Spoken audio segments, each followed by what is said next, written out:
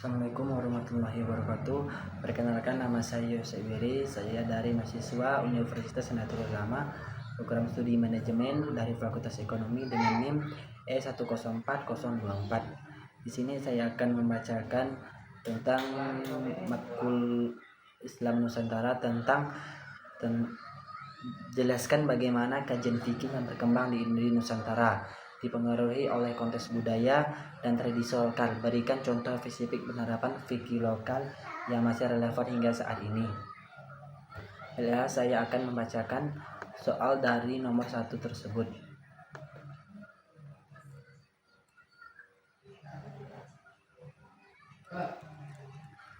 Fikih di Nusantara telah mengalami perkembangan yang signifikan, menyesuaikan diri dengan konteks sosial dan budaya yang beragam di Indonesia.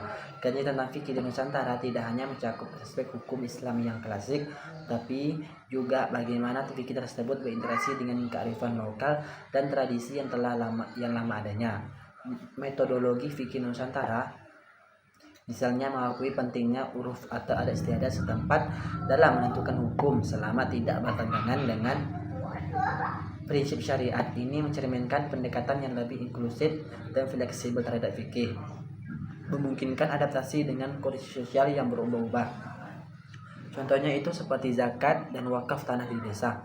Banyak masyarakat di desa menerapkan sistem wakaf dalam bentuk sawah atau lahan pertanian untuk keperluan masjid atau pendidikan. Ini menunjukkan adaptasi konsep wakaf dalam konteks geografi yang agarisis. Bila soalnya nomor 2 itu dalam konteks Islam Nusantara, bagaimana kearifan lokal digunakan untuk menyesuaikan keputusan hukum Islam dengan kebutuhan masyarakat. Diskusikan pentingnya pendekatan ini dalam pentingnya menjaga harmoni sosial. Baiklah, saya akan membacakan soalnya nomor 2 itu. Kearifan lokal memainkan peran penting dalam pengambilan keputusan hukum Islam di Indonesia, sebuah negara dan keragaman budaya yang kaya.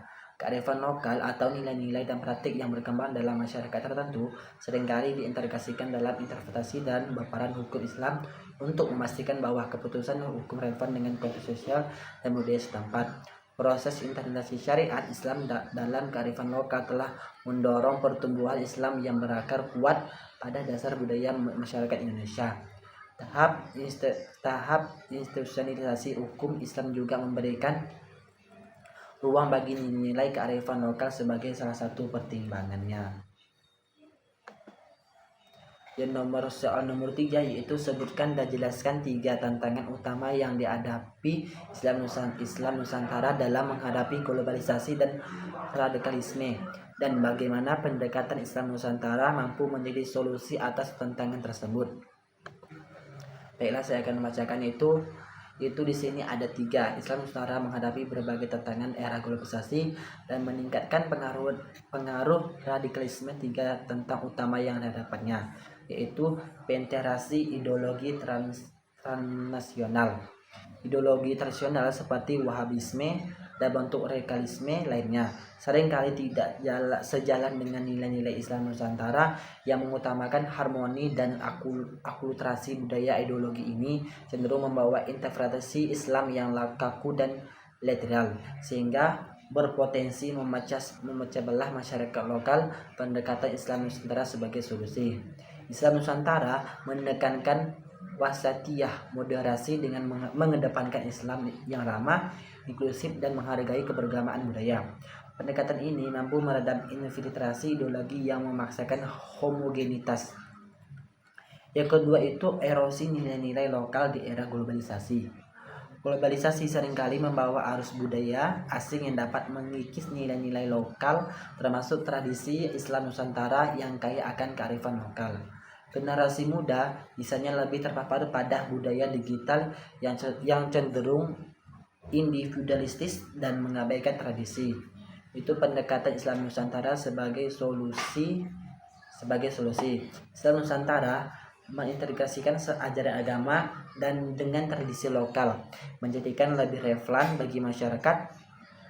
Tradisi seperti tahlilan, kenduri, atau peringatan Maulid Nabi Muhammad SAW bisa diperkenalkan melalui media modern untuk memperkuat identitas lokal di tengah globalisasi. Yang ketiga itu stigma dan polarisasi antara Islam tradisional dan radikal.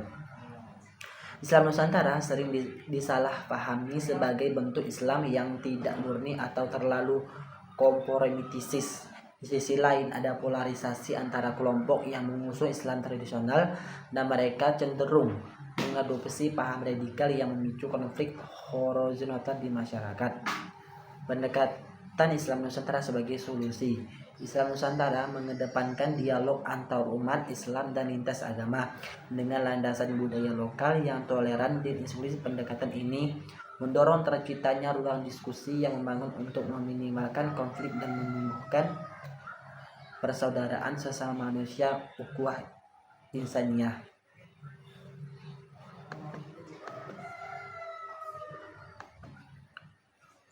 Dan yang keempat itu bagaimana Islam Nusantara telah membangun hubungan yang harmonis antara ajaran Islam dan semangat nasionalisme di Indonesia.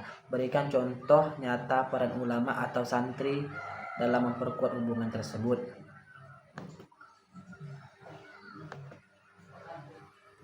Yaitu hubungan antara Islam dan nasionalisme di Indonesia adalah topik yang kompleks dan multifaset. Sebagai negara dengan populasi muslim terbesar di dunia, Indonesia telah menyaksikan bagaimana Islam yang nasionalisme saling berinteraksi dan membentuk identitas nasional sejak awal abad ke-20. Islam tiba di Indonesia melalui perdagangan dan hubungan diplomatik merasap ke dalam berbagai aspek kehidupan sosial dan budaya, membawa sistem nilai norma dan prinsip-prinsip moral yang memengaruhi tata sosial di negara ini. Resolusi Jihad Kiai Hasyim Asy'ari.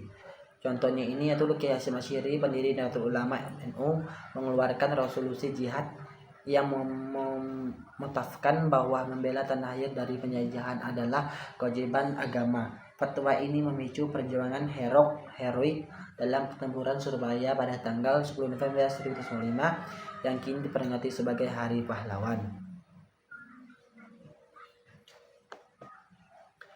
Nomor 5 itu jelaskan strategi yang dapat dilakukan oleh Islam Nusantara untuk menghadapi ancaman radikalisme di era modern. Berikan contoh implementasi strategi tersebut kehidupan nyata.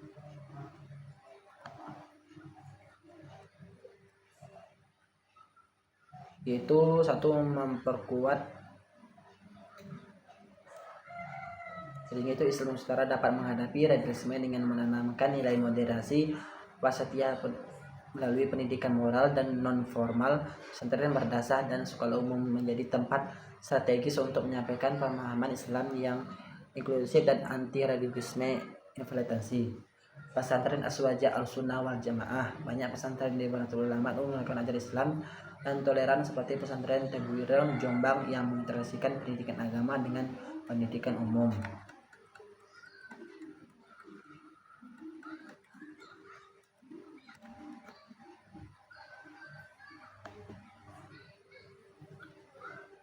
Dan nomor 6 itu yang terakhir, yaitu media memiliki peran yang signifikan dalam membentuk opini publik. Bagaimana peran media dapat memperkuat citra Islam Nusantara sebagai model moderasi Islam di dunia. Sebutkan juga dampak negatif yang memungkinkan timbul jika digunakan secara tidak bijak.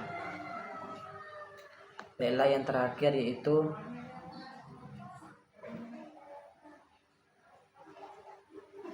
media memiliki kemampuan besar dalam membentuk opini publik dan mempengaruhi persepsi masyarakat, baik di tingkat nasional maupun internasional. 1. Menyebarkan Islam narasi Islam moderat. 2. Menghadirkan tokoh Islam Nusantara. 3. Menggunakan media digital untuk dakwah kreatif. 4. Menjadikan platform dialog antaragama. 5. Itu mempromosikan Islam Nusantara di kancah internasional. Penyebaran informasi yang bias.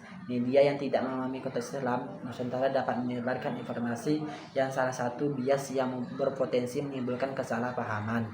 Contohnya itu pemberitaan yang menyebut tradisi Islam Nusantara sebagai penyimpangan dari ajaran Islam murni. Sekian dari saya. Assalamualaikum warahmatullahi wabarakatuh.